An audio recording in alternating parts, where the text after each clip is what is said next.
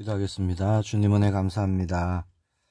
이른 아침에 하나님 부어주시는 새 힘 얻기를 원합니다. 기도를 통해 하나님께서 더욱 새 은혜 주시고 함께 하시고 동행하시고 인도하시는 그 은혜를 오늘도 종일토록 누릴 수 있도록 주님이 역사해 주옵소서.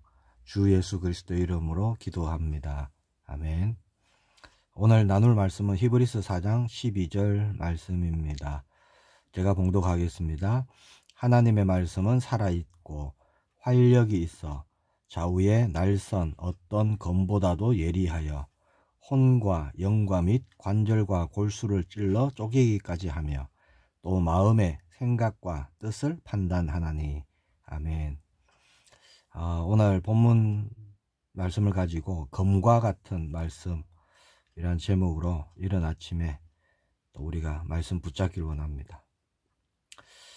하나님의 말씀은 어떤 것일까? 거기에 대해서 나누고 있습니다. 에베소서 6장 7절 말씀에 보면 성령의 검, 곧 하나님의 말씀을 가지라, 그렇게 말씀합니다. 하나님의 말씀을 뭐라고 하시죠? 성령의 검이다, 그렇게 말씀하죠. 왜 하나님의 말씀이 성령의 검이 될까요? 우리에게 오신 성령님은 하나님의 말씀을 가지고 또 말씀과 더불어 또 말씀 안에서 또 말씀을 통해서 역사하시는 분이시죠. 그래서 하나님의 말씀은 성령님께서 역사하실 때 쓰는 무기, 검과 같습니다. 그렇게 성령님은 하나님의 말씀을 가지고 역사하시는데 검과 같이 사용하시는 것이죠. 에베소서 6장에 그 하나님의 전신갑주에 대한 말씀이 있습니다. 다른 모든 것은 방어에 치중되어 있는데 유일하게 공격할 수 있는 무기가 바로 성령의 검입니다. 그 어떤 검보다도 예리해서요, 모든 것을 찔러 쪼갤 수 있는 검과 같은 것이죠. 오늘 본문에 그렇게 말씀하고 있습니다. 요한계시록 19장 13절에서 15절 말씀해 보니까 이렇게 말씀합니다. 또 그가 피 뿌린 옷을 입었는데 그 이름은 하나님의 말씀이라 칭하더라.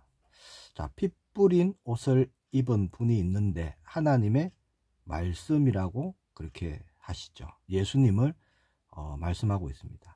하늘에 있는 군대들이 희고 깨끗한 세마포 옷을 입고 백마를 타고 그를 따르더라.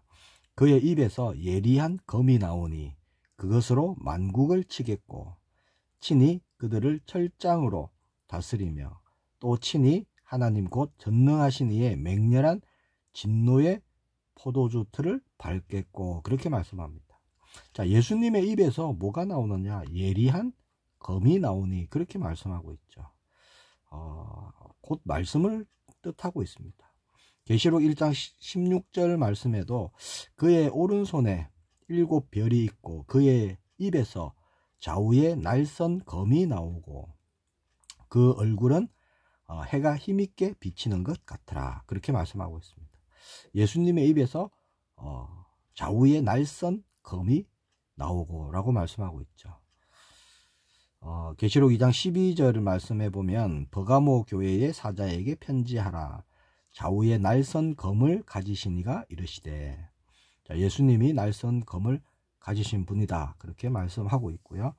거기 16절 보면은 그러므로 회개하라.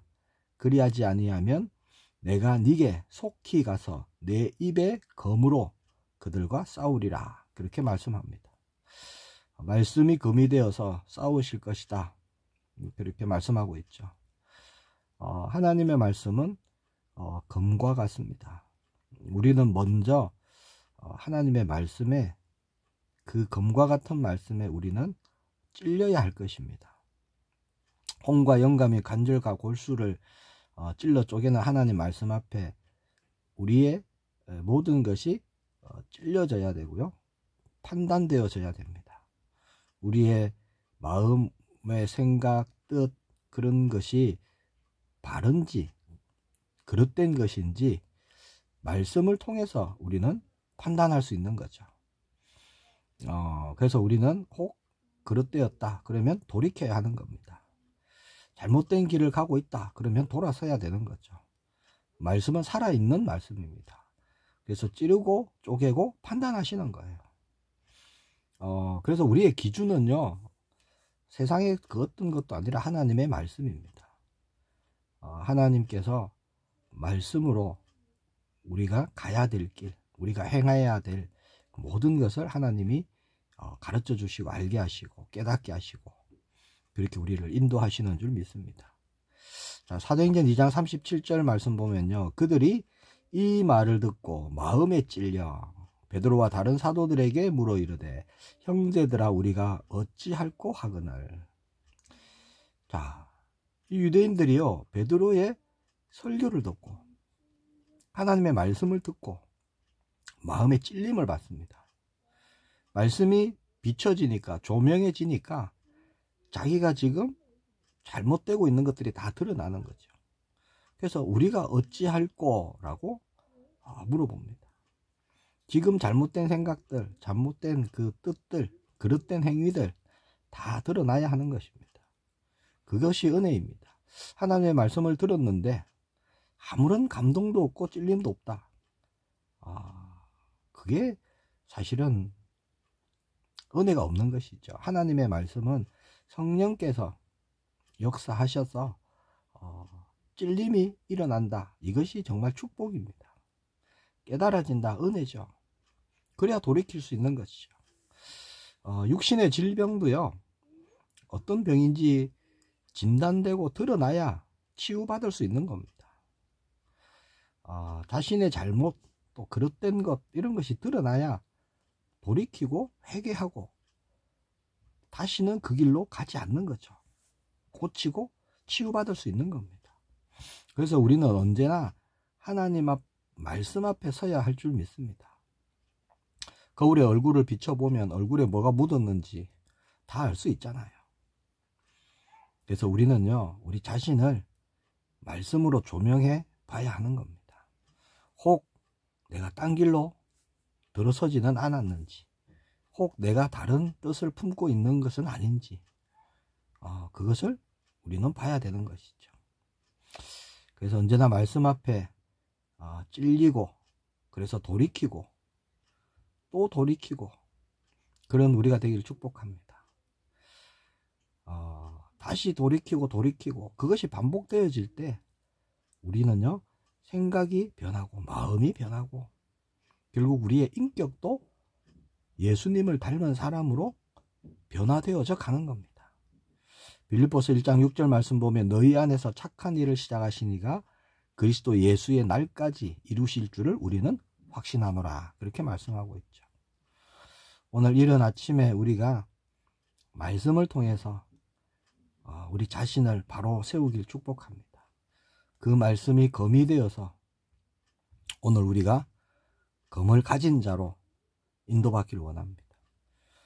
우리가 가는 그곳에 어둠을 무너뜨리고요, 저주 재앙을 막고 하나님이 이루시는 그런 변화와 회복과 치유, 그리고 구원의 역사, 거기에 쓰임받는 우리 모두가 되기를 소망합니다. 기도하겠습니다. 주님 은혜 감사합니다. 언제나 말씀으로 함께 하심을 감사합니다. 말씀으로 늘 우리 자신을 점검하게 하시고 하나님이 우리에게 주신 그 말씀이 검이 되어서 우리가 가는 그곳에, 우리가 바르는 그 현장, 어둠, 흑암 권세 깨트리며 하나님 나라 이루는 우리 모두의 걸음이 되도록 은혜를 더하여 주옵소서.